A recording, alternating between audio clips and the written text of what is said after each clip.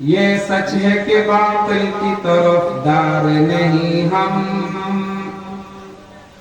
ये सच है कि बातिल की तरफदार नहीं हम, गद्दार न समझो हमें गद्दार नहीं हम। ऐ दौलत दुनिया न हक़ारत से हमें देख, औरों की तरह तेरे तलबगार नहीं हम, औरों की तरह तेरे तलबगार नहीं हम। गो तेरी निगाहों में खतावार रहे हैं, खुद अपनी नजर में तो खतावार नहीं हम, खुद अपनी नजर में तो खतावार नहीं हम। पाबंदी तकदीर के पाबंदी अहकाम, ये मसला मुश्किल नहीं है मर्द फिरदमंद। एक आने में 100 बार बदल जाती है तकदीर, है उसका मुकल्लिद अबिना खुश भी खुर्संद। तकदीर के पाबंद नबातात जमादार, मोमिन फकत अहकाम इलाही का है पाबंद, मोमिन फकत अहकाम इलाही का है पाबंद। মুহাম্মদিয়া দারুল উলুম মাদ্রাসা কর্তৃক আয়োজিত বার্ষিক ওয়াজ ও দোয়ার মাহফিলের চলমান অধিবেশনের সম্মানিত সভাপতি, উম্মতের মাথার মুকুট হযরতে উলামায়ে কেরাম, পিতাতুল্য মুরব্বিয়ানে ইজাম, এলাকার বন্ধুতুল্য আমার প্রাণপ্রিয় যুবক ভাইরা, অত্র প্রতিষ্ঠানের ছাত্ররা, পর্দার অন্তরালে বয়ান শ্রবণরতা আমার অতি সম্মানিতা মা এবং বোনেরা, কুরআনুল কারীমের সূরাতুল বাকারা 155, 56, 57 এই তিনটি আয়াত তেলাওয়াত করেছি। তিরমিজি শরীফের একটি হাদিস পড়েছি। আল্লাহ আমাকে তৌফিক দিলে মাদ্রাসা কর্তৃপক্ষ আমাকে যে পরিমাণ সময় দিয়েছেন, কোরআন হাদিসের আলোকে আমি একটা বিষয় আপনাদের সামনে উপস্থাপন করার চেষ্টা করব ইনশাআল্লাহ। ইসলাম ধর্মের নানা দিক আছে, একজন আলেম সব দিক অল্প সময়ে বয়ান করা সম্ভব না। তাই একটা আলোচনা সভায় 3 জন আলেমকে সাধারণত দাওয়াত করা হয়। 3টা বিষয়ের উপর তিনারা কথা বললে উম্মতে মুসলিমা 3টা বিষয়ের উপরে জানতে পারে। আমি যে বিষয়ে আলোচনা করব, আল্লাহ যেন আলোচক আব্দুল হালিম সহ যারা শ্রোতা আছে সকলকেই ইখলাসের সাথে কথাগুলো বলার, শোনার এবং আমল করার আল্লাহ তৌফিক দান করেন। চলমান আয়াত, তেলাওয়াতকৃত আয়াত, আল্লাহ রাব্বুল আলামিন বলেন, আমি অবশ্যই তোমাদেরকে পরীক্ষা করব। দুনিয়ার জীবনটাই পরীক্ষার হল, আর দুনিয়া দারুল ইমতিহান, দুনিয়াটা পরীক্ষার হল। আল্লাহ বলেন আমি তোমাদেরকে পরীক্ষা করব, অবশ্যই করব। কেউ এই পরীক্ষা থেকে বাদ করবা না, তোমাদের সবাইকে আমি পরীক্ষা করব। তাকিদ দিয়ে বলেছেন, আলেমরা বুঝবেন, প্রথমে লাম পরে নুন, তাকিদ দিয়ে বলেছেন ওয়ালানাবলুওয়ান্নাকুম, আমি অবশ্যই তোমাদেরকে পরীক্ষা করব। কখনো ভয় দিয়ে, কখনো তোমাদেরকে ক্ষুধা দিয়ে, আবার কখনো তোমাদের সম্পদ কমিয়ে দিয়ে, কখনো তোমাদের জানের উপরেও হামলা আসবে, জান নিয়ে নিব, এবং ফসল ফলাদির মধ্যে আমি আল্লাহ এটার মধ্যেও কর্মবেশ করার মাধ্যমে পরীক্ষায় ফেলব। তবে নবী আপনি আপনার উম্মতকে এই কথা শুনিয়ে দিন, আমার এই পরীক্ষার সময় যারা ধৈর্য ধারণ করবে, আমি আল্লাহকে ভুলবে না। কষ্টে পড়ার পরেও বুঝবেন এই কষ্টটা দিয়েছেন আল্লাহ, এই অবস্থা থেকে উদ্ধার করবেন কে? আল্লাহ। এই কথা মনে করবে, ধৈর্য ধারণ করবে, তাদেরকে আপনি সুসংবাদ শুনিয়ে দেন। এরপরে আল্লাহ রাব্বুল আলামিন বলেছেন যারা ধৈর্যশীল তাদের মুখ দিয়ে বের হবেন ইন্না লিল্লাহি ওয়া ইন্না ইলাইহি রাজিউন। আমার কিছু করার তো নাই, আমিও আমার আল্লাহ, সম্পদ দিচ্ছেন নিচ্ছেন সব আল্লাহ তাআলা করছেন। সুতরাং আল্লাহর দেওয়া আর নেওয়ার মধ্যে যেহেতু আমার যা আছে সব আল্লাহ, সুতরাং এখানে আমার কোনো হাত নাই, এটার উপর আমি সন্তুষ্ট। এরপরে আল্লাহ বলেন যদি এই ধৈর্যের পরিচয় দিয়ে মানুষ তার জীবন পার করতে পারে, আল্লাহ বলেন এই ধৈর্যশীল লোকগুলোর উপরেই আল্লাহর পক্ষ থেকে রহমত হবে এবং এই ধৈর্যশীল ব্যক্তিরাই জমিনের মধ্যে হেদায়েত প্রাপ্ত বলে আখ্যা লাভ করবে। সুবহানাল্লাহ। আল্লাহ বলেন وَلَنَبْلُوَنَّكُمْ بِشَيْءٍ مِّنَ الْخَوْفِ وَالْجُوعِ وَنَقْصٍ مِّنَ الْأَمْوَالِ وَالْأَنفُسِ وَالثَّمَرَاتِ। মুহাম্মদ সাল্লাল্লাহু আলাইহি ওয়াসাল্লামের প্রত্যেকটা উম্মতকে আমি আল্লাহ পরীক্ষা করব, কখনো ভয় ভীতি দিয়ে, কখনো ক্ষুধা দিয়ে, কখনো সম্পদের মধ্যে কমি করে, কখনো সম্পদের সংকট তৈরি করে দিব। কোন বছর ফসল হবে, কৃষকে আমি আল্লাহ কৃষককে পরীক্ষা করব ফসলের মধ্যে কমি দিয়ে। পানি আসবে, স্বল্প পানি আসার পরে ফসল মার যাবে। ব্যবসা করবে, আমার বান্দা ব্যবসা করতে গেলে তার মালের মধ্যে লস আসবে। কখনো কখনো তার সন্তান আমি দিব, 2 বছর 3 বছর লালন পালন করে যখন ফুটফুটে বাচ্চা হবে, এই সন্তানটাকে আমি আল্লাহ মৃত্যু দিয়ে তাকে পরীক্ষায় ফেলবো। কখনো এমন হবে মাত্র বিবাহ হয়েছে, স্বামীকে আমি নিয়ে যাব।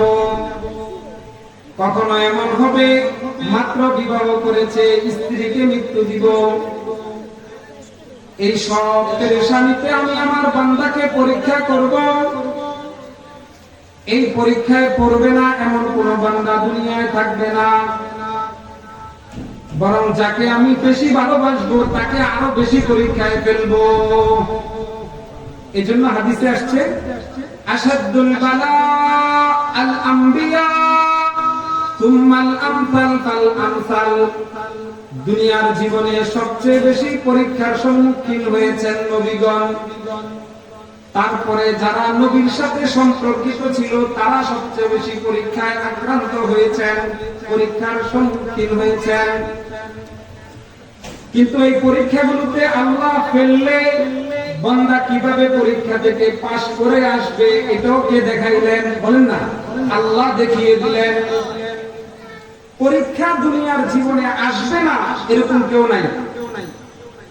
বলেন তো স্টেজে যারা আছেন, নিচে যারা আছেন, অনেক শ্রোতা আপনারা, বলেন তো দেখি কেউ পরীক্ষায় পড়েন নাই এরকম কেউ আছেন এখানে?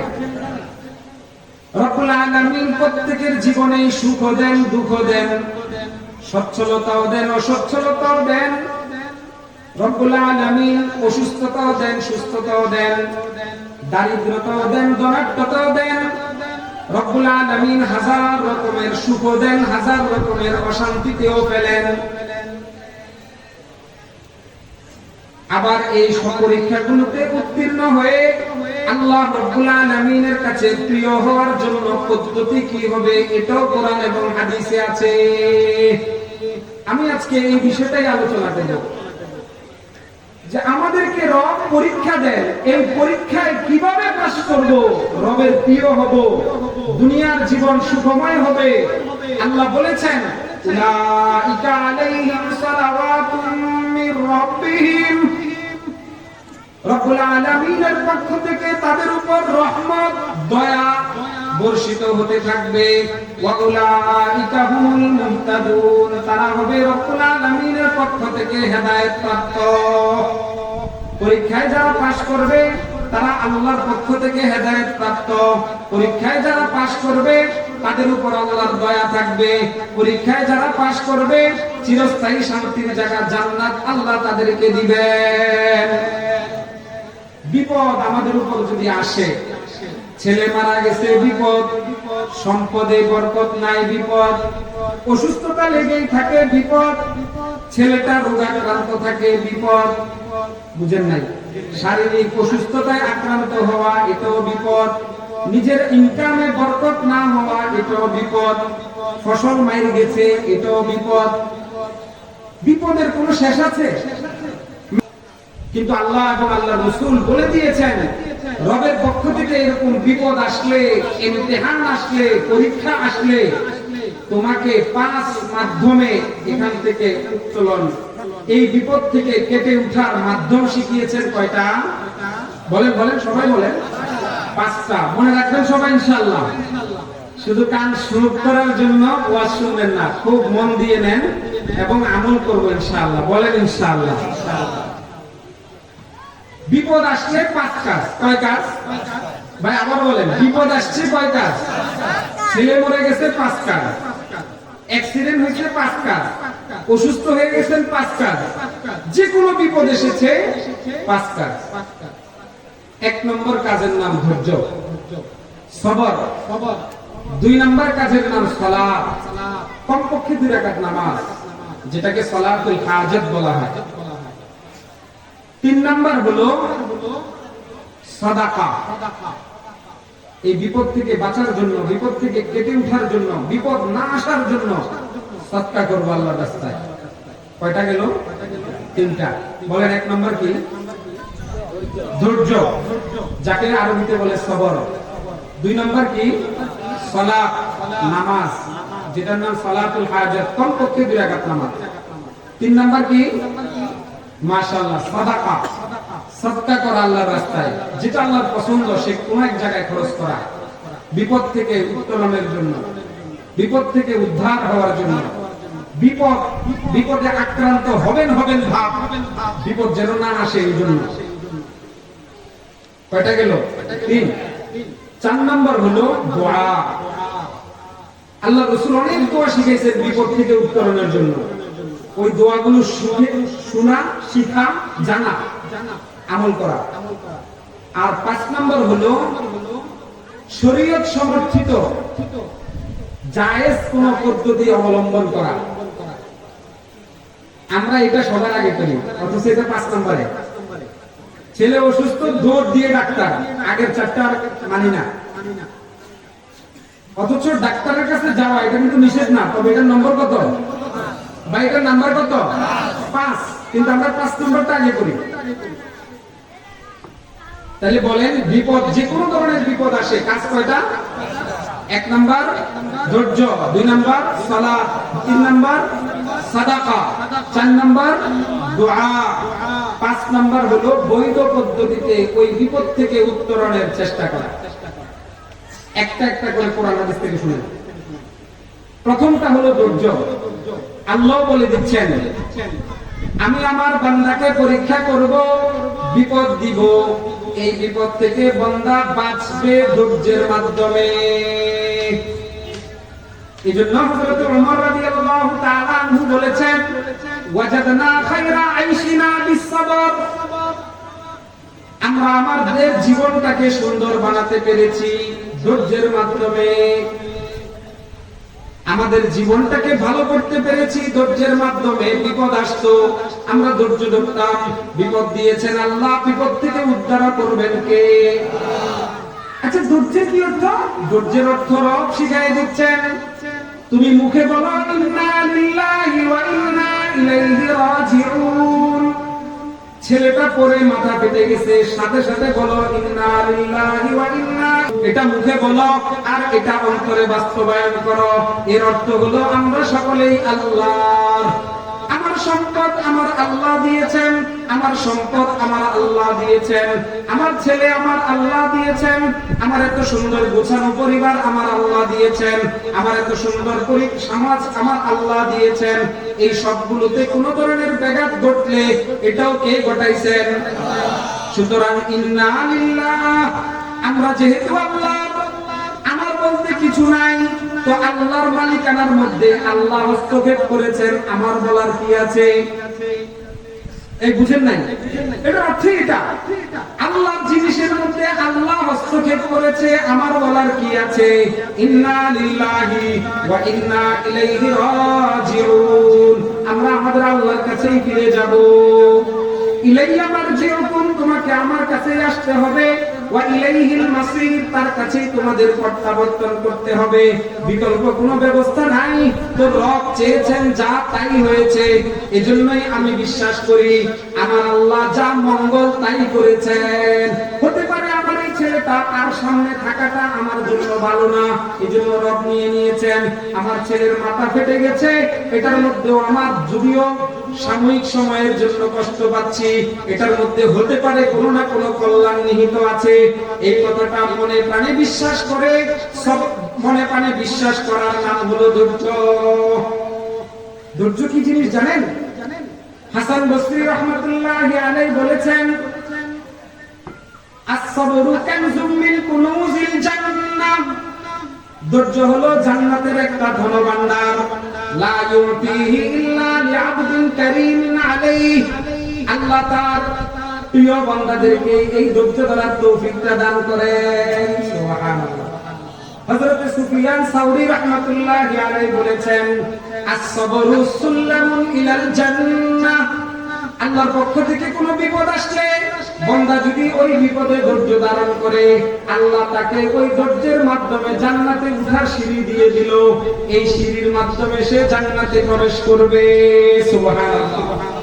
আল্লাহ বলেন, ওয়াবাশশিরিস সাবিরিন, ও নবী আপনি আপনার উম্মতকে জানিয়ে দেন এই কথা, বিপদ আমার পক্ষ থেকে আসলে ধৈর্য ধরলেই তাদের জন্য সুসংবাদ। কি সুসংবাদ? ওয়াসসাবরু সাওয়াবুল জান্নাহ, চিরস্থায়ী সুখের জায়গা জান্নাত পাবে। সুবহানাল্লাহ।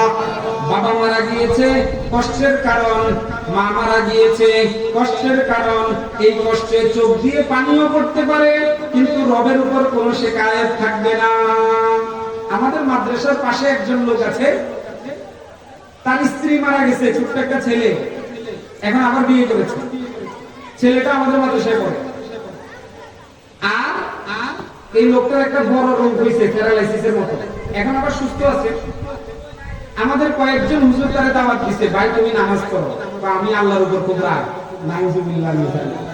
হে আল্লাহর উপর খুব রাগ, আল্লাহ গোডারে কি লেগে নিল আর ওরে কেন প্যারালাইসিস স্ট্রোক দিল?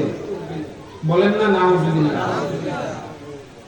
আমি যদি আমার রবের নিয়ামত দেখি, ওয়া ইন তাউদ্দু নি'মাতাল্লাহি লা তুহসুহা, এত নিয়ামত রব দিয়েছেন কোনে শেষ করতে পারবো না। এরপর ছোটখাটো দুটা বিপদ দিলে রবের উপর রাগ করে বসি, কেন দিল। অথচ রব এই কথাও জানিয়ে দিলেন, যে ঘোষণা তোমাকে দিলাম শুনে নাও, এই একটু কষ্টের মাধ্যমে তোমাকে আমি আল্লাহ পরীক্ষা করে আরো মজবুত করছি। তুমি একটু কষ্ট পাওয়ার পরে বলো না ইন্না লিল্লাহি ওয়া ইন্না ইলাইহি রাজিউন। ও রব তুমি দিয়েছো বিপদ, এই বিপদ থেকে তুমি আমাকে উদ্ধার করবা। এই কথা বলে ধৈর্য ধারণ করার দেরি তোমার জন্য জান্নাতে সুউচ্চ মাকাম আমি আল্লাহ প্রস্তুত করতে দেরি করব না। সুবহানাল্লাহ। जफा जो इश्क में होता है वो जफा ही नहीं, सितम ना हो तो मोहब्बत में कुछ मजा ही नहीं। উপরে ওঠার জন্য একটু কষ্ট সহ্য করতে হয়। বাজারে গিয়ে একটা জিনিস কিনলে আমার ঘরে জিনিসটাকে সাজাবো, এজন্য কিনতে গেলে কত রকমের তাকতিক করি, কত ধরনের পরীক্ষা নিরীক্ষা করি। একটা কাঁঠালকে কত ধরনের পরীক্ষা করে বাড়িতে নিয়ে আসি, একটা মাটির পাতিলকে বাজায়া দেখি, তারপরে বাড়িতে নিয়ে আসি। কুরবানির একটা গরু কিনতে গেলেও কত দিক থেকে তাকাই, তারপরে কিনে নিয়ে আসি। রব আমাকে জান্নাতে সাজাবেন, আমাকে জান্নাত দান করবেন, এমনি টুকটাক পরীক্ষা করবেন না আল্লাহ। বলেন না। এক নম্বর হলো ধৈর্যের মাধ্যমে আমরা আল্লাহ থেকে বিপদ থেকে উঠার এক নম্বর মাধ্যম অবলম্বন করবো ধৈর্য, সবর। এই ধৈর্যটা আবার দেখেন সব শেষ করার পরে কয় থাক ধৈর্য ধরছি, সব চেষ্টার পরে যখন থেকে আর হয় না তখন কি করে ধৈর্য ধরছি। এটার নাম ধৈর্য না। ধৈর্য হলো বিপদের প্রথম ধাক্কায় আল্লাহমুখী হওয়া। বলেন, বিপদের প্রথম ধাক্কায় আল্লাহমুখী হওয়ার নাম কি? ধৈর্য। প্রমাণ বুখারী শরীফের একটা হাদিস আছে, আনাস রাদিয়াল্লাহু তাআলা আনহু থেকে বর্ণিত। মাররান নবী সাল্লাল্লাহু আলাইহি ওয়াসাল্লাম বিইমরাআতিন আলা তাবকি আলা কাবারিন। আল্লাহর নবী একটা মহিলার পাশ দিয়ে হেঁটে যাচ্ছিলেন। ওই মহিলাটা তার সন্তান মারা যাওয়ার কারণে কবরের পাশে বসে বসে কান্না করছিল। আল্লাহর নবী মহিলাটাকে বললেন, ইত্তাকিল্লাহ ওয়াসবিরি, ও মহিলা আল্লাহকে ভয় করো এবং ধৈর্য ধারণ করো, এই বিপদ আল্লাহ দিয়েছেন, আল্লাহ কাটিয়ে দিবেন। মহিলাটা লাম তারিফু, নবীজিকে চিনেননি, এজন্য উত্তর দিলেন ইলাইকা আননি, এখান থেকে সরেন। নাউজুবিল্লাহ বলেন। আগে বলে দিলাম নবীজিকে চিনেননি, এজন্য বললেন ইলাইকা আননি, এখান থেকে সরেন। লাম তুসাববি মুসিবাতি, আপনার তো এরকম মুসিবত হয় নাই, আপনি মুসিবতে পড়েন নাই, আপনি বুঝবেন কি, সরেন এখান থেকে। নবীজিও চলে গেলেন। ফাকিলা লাহা ইন্নাহু নবী সাল্লাল্লাহু আলাইহি ওয়াসাল্লাম, নবী চলে যাওয়ার পরে একজন মহিলাটাকে বললেন, তুমি কাকে বললা সরে যেতে? তিনি তো আর কেউ নন, তিনি হলেন সাইয়্যিদুল কাউনাইন হাবিবুর রাব্বিল আলামিন জনাবে মুহাম্মদুর রাসূলুল্লাহ সাল্লাল্লাহু আলাইহি ওয়াসাল্লাম। সাথে সাথে মহিলা দৌড় দিল নবীজির দরবারে। ফাআতাত বাবান নবী সাল্লাল্লাহু আলাইহি ওয়াসাল্লাম ফালাম তাজিদ ইনদাহু বাওয়াবিন, সরাসরি নবীর দরবারে চলে গেলেন। নবীর দরবারে কোনো প্রহরী নাই, দারওয়ান নাই। গিয়েই বললেন, নবীজি আমাকে ক্ষমা করেন, লাম আরিফকা, আমি আপনাকে চিনতে পারিনি। নবীজি বললেন, শুনো শুনো, ইন্নামাস সাবরু ইনদাস সাদমাতিল উলা, বিপদের প্রথম ধাক্কায় ধৈর্য ধারণ করার নাম হলো সবর। সুবহানাল্লাহ, বুঝতে পেরেছেন? এজন্য যে কোনো বিপদ আসে প্রথমেই কি করব বলেন না, ধৈর্য ধারণ করব। হাদিস মুসলিমে আছে, বর্ণনাকারীর নাম সুহাইব রাদিয়াল্লাহু তাআলা আনহু। قال النبي صلى الله عليه وسلم عجبا لأمر المؤمن, ইমানদারের সব কাজই আশ্চর্যজনক। সব কাজ আশ্চর্যজনক, ভালো হলেও খারাপ হলেও, কষ্টে পড়লেও সুখে থাকলেও। ليس ذلك لشيء لأحد إلا للمؤمن, এই শুধু পাওয়ারটা আল্লাহ ইমানদারকে দিয়েছেন। ইন আসাবাতহু সাররা, ইমানদারের কাছে যদি খুশির কোনো কিছু আসে, তো সাবারা শাকারা, সে শুকরিয়া আদায় করে, ফাকানা খায়রাল লাহু, এটা তার জন্য কল্যাণকর হয়। আবার ওয়াইন আসাবাতহু দাররা, ইমানদারের কাছে যদি কোনো কষ্টের জিনিস আসে, সবারা, সে ধৈর্য ধারণ করে, ফাকানা খায়রাল লাহু, এটা তার জন্য কল্যাণকর হয়ে যায়। এজন্য বিপদে আমরা ধৈর্য ধারণ করব, বলেন ইনশাআল্লাহ। এক নাম্বারটার আলোচনা কিছু করলাম। কোরআনে আল্লাহ দুইটা আয়াতে আমি আপনাদের সামনে পড়ছি, এই কথাটা বলেছেন। একটা হলো সূরাতুল বাকারার 45 নম্বর আয়াত, আর একটা হলো সূরাতুল বাকারার 153 নম্বর আয়াত। দুটোটাতে আল্লাহ বলছেন, ইয়া আইয়ুহাল্লাযীনা আমানু ইসতাঈনু বিস-সাবরি ওয়াস-সালাহ, ইমানদার তুমি যদি কোনো বিপদে পড়ে যাও, আল্লাহর কাছে সাহায্য চাও সবরের মাধ্যমে, দ্বিতীয়ত সালাতের মাধ্যমে। 153 নম্বর আয়াত। 145 নম্বর আয়াতটা শুনেন, ওয়াস্তাঈনু বিস-সাবরি ওয়াস-সালাহ ওয়া ইন্নাহা লাকাবীরাতুন ইল্লা আলাল খাশিঈন। তুমি আল্লাহর কাছে বিপদে পড়লেই সাহায্য চাও দুই জিনিসের মাধ্যমে। এক নাম্বার বলেন না, এক নম্বরে সবর, ধৈর্য, দুই নম্বরে সালাত। এটা চারটিখানি কথা না, সবাই পারে না বিপদে সালাতের মাধ্যমে আল্লাহ থেকে সাহায্য চাইতে। শুধু তাদের দ্বারাই সম্ভব যাদের অন্তরে আল্লাহর ভয় আছে। ইল্লা আলাল খাশিঈন। এক নম্বর পয়েন্ট আপনারা বুঝতে পেরেছেন? আল্লাহ আমাদেরকে বিপদ দিয়েন না, যদি কখনো বিপদ দেন আমাদেরকে ধৈর্য ধারণের তৌফিক দান করিয়েন, বলেন আমিন। দুই নম্বর পয়েন্ট হলো সালাত। যদি কোনো বিপদ আসে, কয় রাকাত নামাজ? 2 রাকাত নামাজ। আল্লাহ বলেছেন তোমরা সাহায্য চাও সালাতের মাধ্যমে। হাদিস আছে, এই হাদিস তিরমিজি শরীফে এসেছে, কানান নবী সাল্লাল্লাহু আলাইহি ওয়াসাল্লাম ইযা হাসাবাহু আমরুন ফাযাআ ইলা সালাহ কোন একটা অসুবিধা বিপদ আপদ নবীজি দেখলেই সাথে সাথে নামাজে দাঁড়াতেন, নামাজে যত্নবান হতেন। আলী রাদিয়াল্লাহু তাআলা আনহু বলেন, আমার জীবনে এমন অভ্যাস করে নিয়েছি, কখনো কোনো বিপদ দেখেছি সাথে সাথে সালাতে দাঁড়িয়ে গিয়েছি, আর আল্লাহ রাব্বুল আলামিন আমার বিপদকে সালাতের মাধ্যমে কাটিয়ে দিয়েছেন। সুবহানাল্লাহ।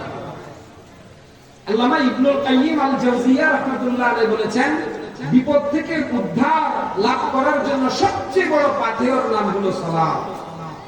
সবচেয়ে উত্তম ইবাদতের মাধ্যমে আল্লাহ থেকে ফয়সালা করায় নেওয়া যে আল্লাহ আমার এই বিপদ কষ্ট হচ্ছে, আমাকে আপনি উদ্ধার করেন। সালাতের মাধ্যমে আল্লাহ বিপদ থেকে উদ্ধার করে, এটার একটা প্রমাণ আল্লামা জাকারিয়া রাহমাতুল্লাহি আলাইহি তার ফাজাইলের কিতাবে লিখেছেন। আপনারা অনেকেই এই ঘটনাটা জানেন, বলবো? কুফা নগরীতে একজন কুলি ছিল, খুবই দিনদার, পরহেজগার, আমানতদার। ফলে বিভিন্ন ব্যবসায়ীরা ওই কুলিকে দিয়ে বিভিন্ন শহরে জিনিসপত্র, টাকা পয়সা এগুলো পাঠাতেন। একদিন হঠাৎ করে এক ডাকাত ওই কুলিকে দেখে বললেন, ভাই কুলি, তুমি কোথায় যাচ্ছ? বলে, আমি অমুক শহরে যাচ্ছি। বলে, আমিও তো সেই শহরেই যাচ্ছিলাম, কিন্তু দেখো আমার অবস্থা বেশি ভালো না, হাঁটতে পারি না, কষ্ট হয়, তোমাকে আমি এই পরিমাণ টাকা দিব, কষ্ট করে তোমার বাহনে আমাকে নিয়ে চলো। কুলি রাজি হলেন এবং তাকে নিয়ে চলতে লাগলেন। সামনে কিছুক্ষণ যাওয়ার পরে যখন দ্বিমুখী একটা রাস্তা দেখলেন, কুলি সাধারণত তার পরিচিত যেই রাস্তাটা, ওই রাস্তার মুখ ধরলেন। সাথে সাথে পিছন থেকে ওই লোকটা বলে উঠলো, না না, তুমি এই পথে যাও, এই পথটা একদম শর্টকাট। বলে, আমি এটা চিনি না। বলে, আমি ভালো করে চিনি, এই রোড আমার সবচেয়ে বেশি পরিচিত, তুমি কখনো না গেলেও সমস্যা নেই, এই রোডেই চলো, সামনে অল্প সময়ের মধ্যে আমরা শহরে পৌঁছে যাব। কুলি লোকটার কথা ধরে সামনে চলছিলেন। ঠিক এমত অবস্থায় কিছুক্ষণ পর যেতে যেতেই দেখলেন রাস্তাটা একটা জঙ্গলের ভিতরে গিয়ে শেষ হয়ে গিয়েছে, এবং ওই জঙ্গলে শেষ হওয়ার সাথে সাথেই দেখলেন জঙ্গলের আশপাশে অনেকগুলো লাশ পড়ে আছে। এই দেখতে না দেখতেই কুলির পিছনের লোকটা নেমে ছুরি ধরে বললেন, কি আছে সব দিয়ে দাও এবং তোমাকে হত্যা করব। কুলি সাথে সাথে বললেন, মাআযাল্লাহ, আল্লাহর আশ্রয় প্রার্থনা করছি, তুমি আমার সব নিয়ে যাও, টাকা পয়সা, ধন দৌলত, এমনকি আমার বাহনটা, খচ্চরটাও নিয়ে যাও, কিন্তু আমাকে হত্যা করো না। বলে, না, আমি এদের সবাইকে হত্যা করেছি, আমি লুট করেছি, সাথে সাথে হত্যাও করেছি। আমাদের দেশে এরকম পাষাণ আছে না, চাঁদা না দিলে হত্যা করে ফেলে পাথর দিয়ে, আছে না ভাই? আমাদের দেশে এরকম পাষাণ আছে না, আগে তোরে মারবো তারপরে জিনিস নিব, বলে কি বলে না? নাউযুবিল্লাহ মিন যালিক। এরা মানুষ টুপি শয়তান, পশু, উলাইকা কাল আনআম বাল হুম আদাল। আল্লাহ তাদেরকে হেদায়েত দান করেন, বলেন আমিন।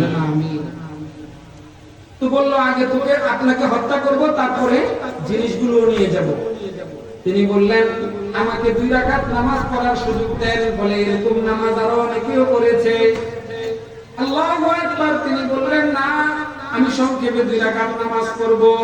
তিনি জানেন কথা বলেছেন, ওয়াস্তাইনু বিস-সাবরি ওয়াস-সালাহ।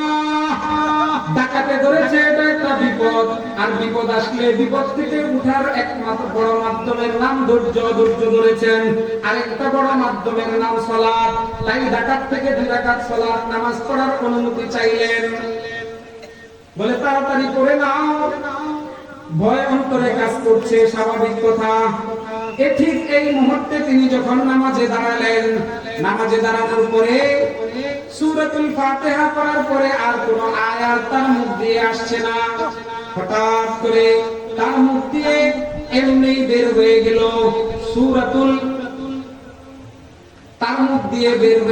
সূরাতুল নামলের 62 নম্বর আয়াত। আল্লাহ বলেন, আম্মা ইউজিবুল মুস্তাররা ইযা দাআহু ওয়া ইয়াকশিফুস সূ। কে সেই সত্তা?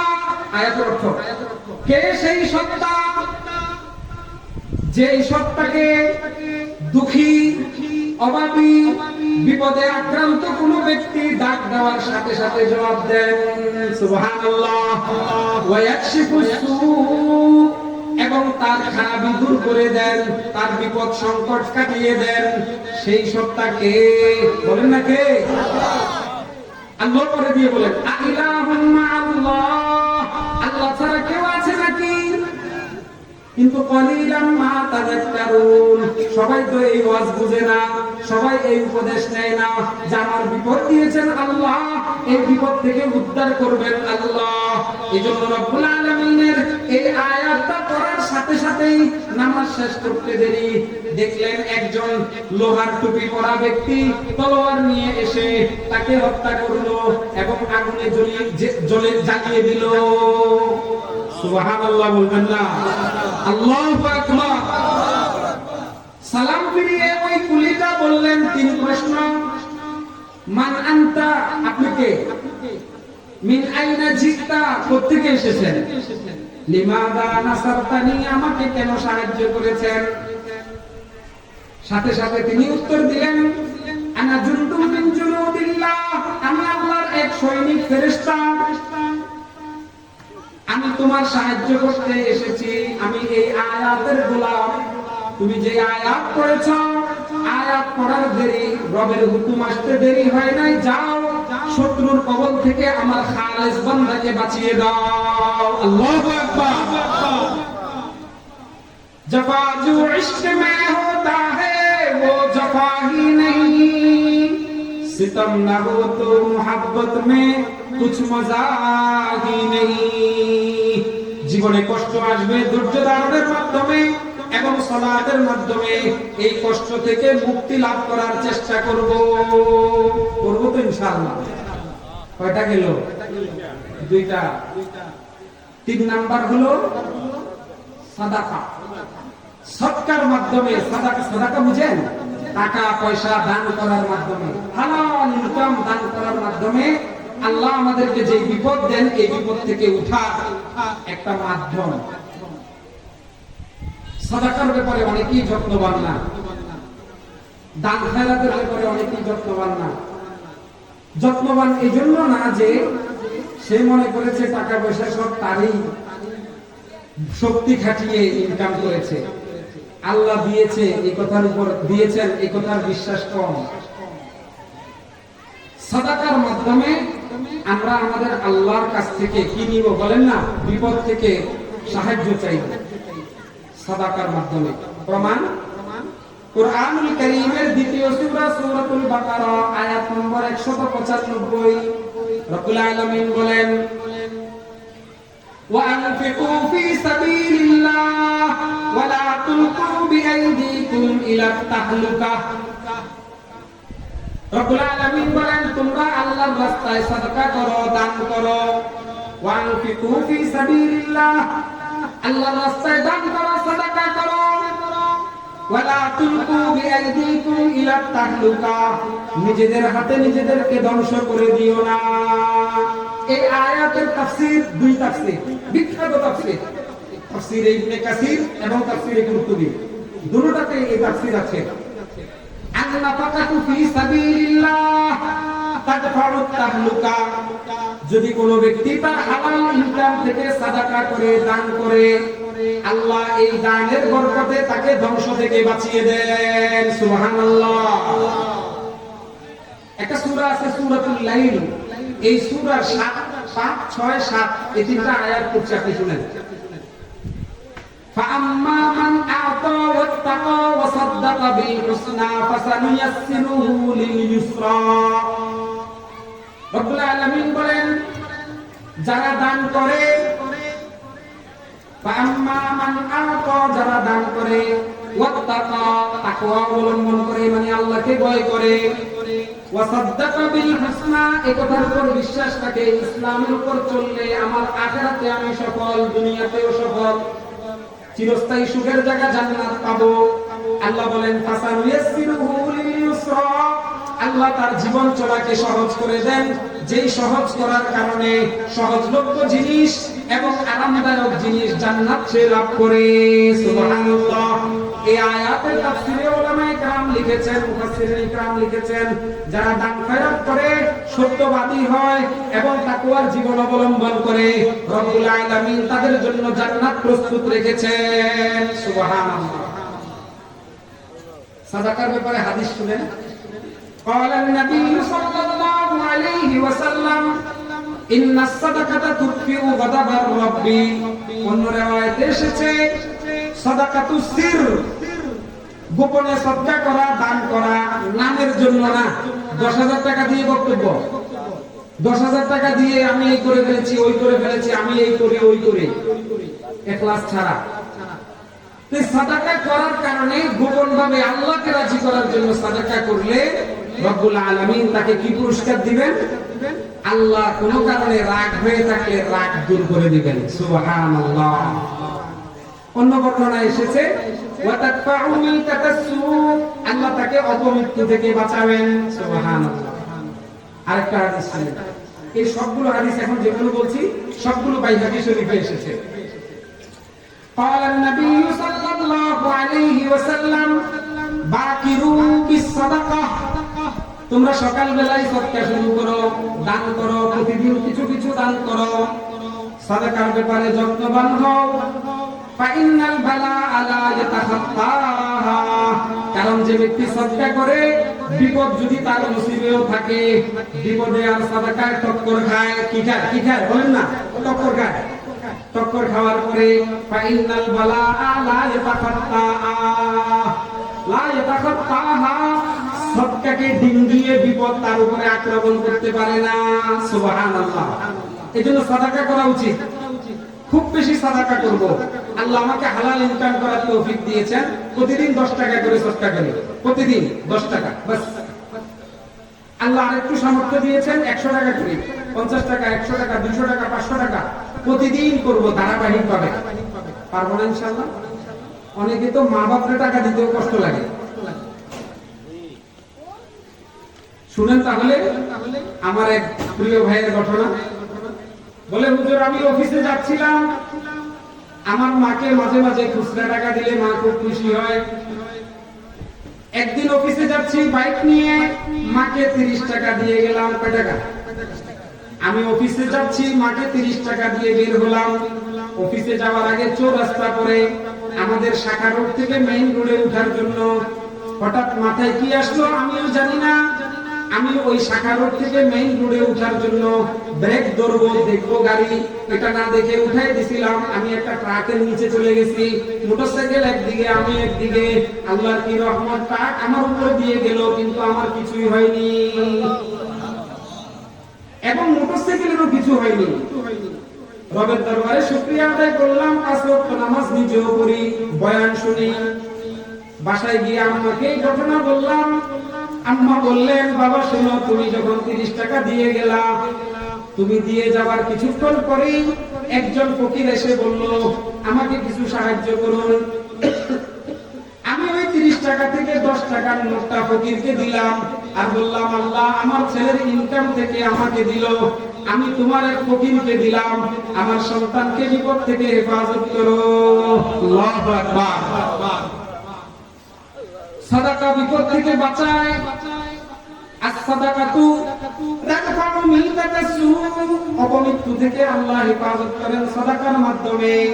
এজন্য প্রতিদিন কিছু না কিছু হলেও আমরা সাদাকা করব ইনশাআল্লাহ। আল্লাহ সবাইকে তৌফিক দান করেন।